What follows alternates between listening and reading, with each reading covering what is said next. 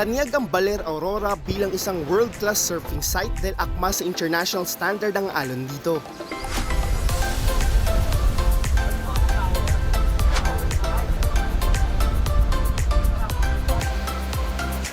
At bukod pa sa paggawa ng mga dekalidad na surfboard, ipinagmamalaki din ng naturang munisipalidad ang kanilang mga magagandang pasyalan. Isa na rito ang Ermita Hill na may overlooking view ng bayan ng Baler. Mula sa mataas na lokasyon nito, kitang-kita ang mahabang sabang beach ng Baler at ang mga kilalang mga alon nito. Perfect itong pasyalan lalo't maraming puno dito at pwedeng tambayan ng marami. May mabibilan din dito na iba't ibang pasalubong, pagkain at inumin.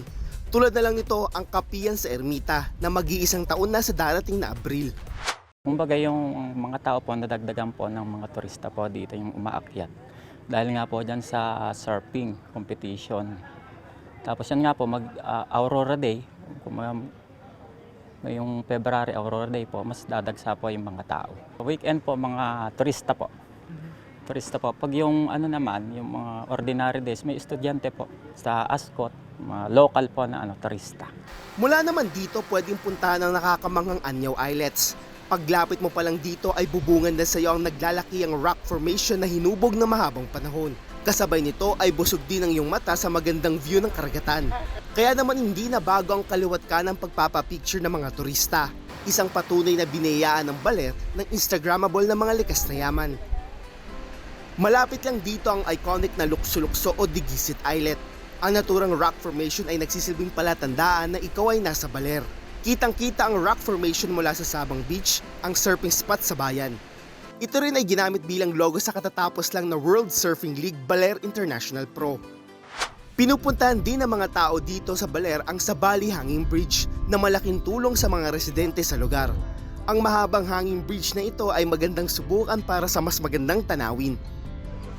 Bukod sa mga pasyalan at man-made structures, mayaman din ang kasaysayan na nasabing bayan.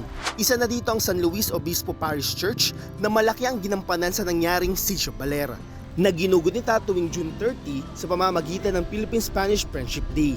Sa tapat lang nito ay ang bahay ni Aurora Aragon Quezon, ang asawa ni dating Pangulong Manuel L. Quezon.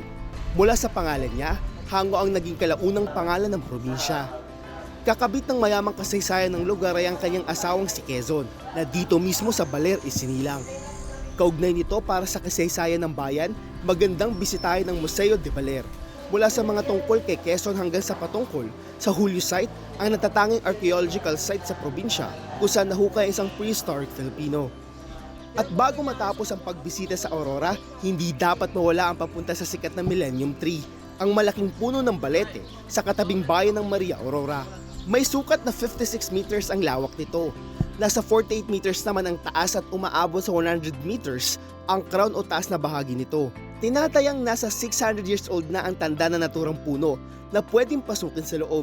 Kaya ako mismo ay pumasok, umakyat dito para makita ang kamangamangang ganda ng balete tree. We continuously guide them in terms of how else can they further the experience, because it's not just going here, we want also the tourists to have that wonderful experience at the end of the day. We were really amazed on how they love the place in itself, because it emanates there, it starts there, When you have love and pride of the place, it follows. Bawat probinsya sa ating bansa ay may likas na yaman na may pagmamalaki tulad na lang dito sa lalawigan ng Aurora. Kaya kasabay nito, mahalaga na ito ay mapangalagaan nang makita pa ng susunod na henerasyon.